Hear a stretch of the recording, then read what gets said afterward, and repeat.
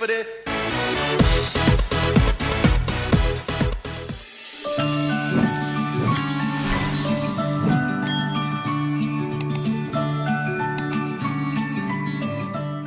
Pig the Pug by Aaron Blabby.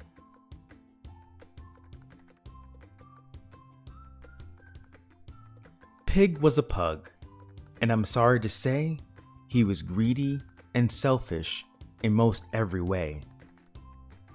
He lived in a house with a wiener dog, Trevor, but when was he nice to him? I'll tell you, never. You've got some great toys there, poor Trevor would say. But Pig would just grumble, "They're mine, go away."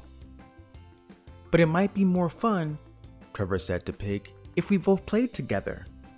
Well, Pig flipped his wig. "No, they're mine. Didn't you hear? Only mine. You keep your paws off them. They are mine, mine, mine. I know what your game is. You want me to share. But I'll never do that. I won't, and I swear." And with that, he proceeded to gather his stuff and make a big pow with a huff and a puff. And once he had gathered them up in a pile, he howled from the top with a satisfying smile. "There!" shouted Pig. "Now you won't get my loot. It's mine, mine, mine, mine. So why don't you scoot?" But just at that moment, poor Trevor did see the pile was wobbling. Oh dear me. "Watch out up there!" good Trevor did cry. But the shame of it was, well, pugs cannot fly. These days it's different, I'm happy to say. It's so very different in most every way. Yes, Pig shares his toys now, and Trevor's his friend, and they both play together while Pig's on the mend.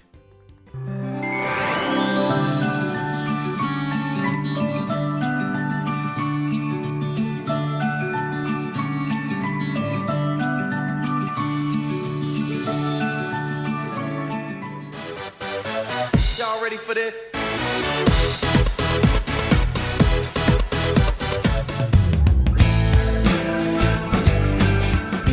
The Invisible Boy, written by Trudy Ludwig, illustrated by Patrice Barton.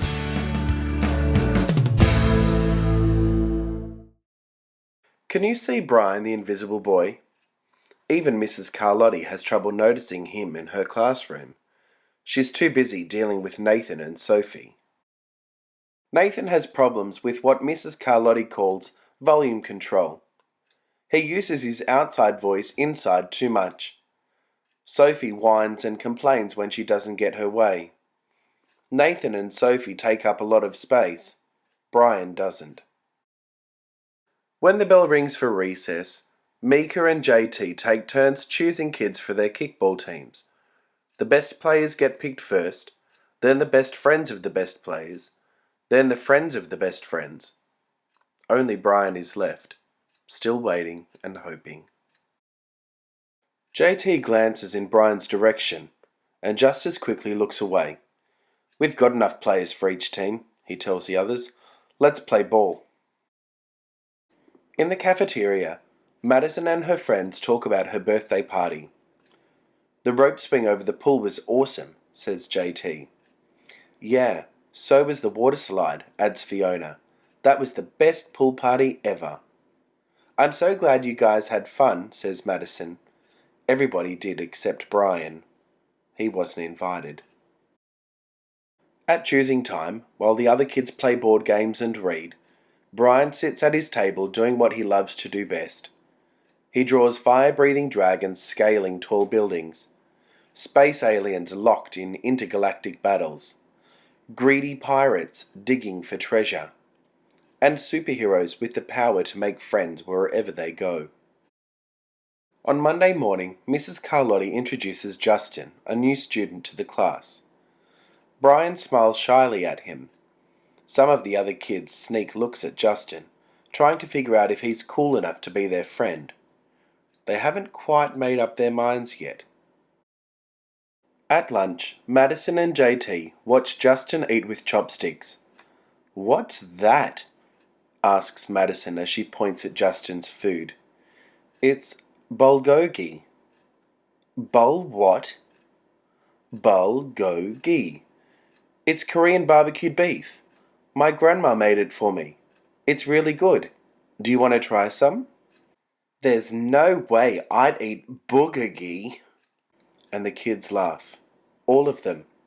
That is, except Brian. He sits there wondering which is worse, being laughed at or feeling invisible. The next day, when Justin goes to his cubby to put away his backpack, he notices a piece of paper with his name on it. Justin: "I thought the bulgogi looked good." Brian. At morning recess, Brian finds a piece of chalk on the ground and starts drawing away. "You're Brian, right?" "Yeah." "Thanks for the note." "Hey, Justin," Emilio calls out from the tetherball court. "You're up next." "Sorry, I gotta go," says Justin.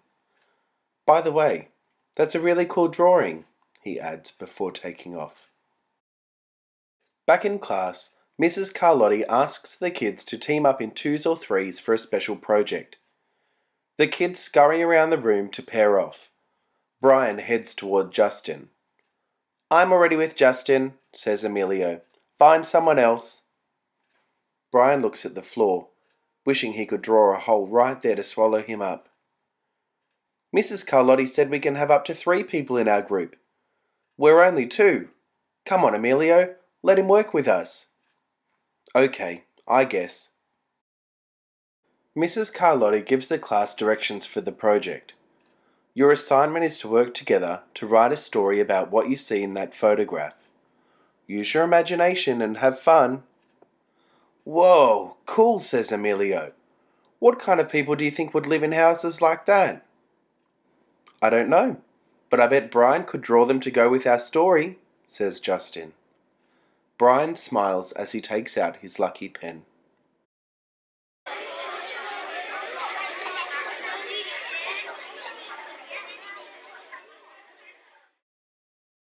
It's lunchtime again, Brian's least favourite part of the day. Another 20 long minutes of kids talking and laughing with everyone else, but him. "Brian!" he hears someone shout. "Hey, Brian! Over here!" Brian turns and sees Justin waving him over. Emilio nods at Brian as he makes room for him at the table. Maybe, just maybe, Brian's not so invisible after all.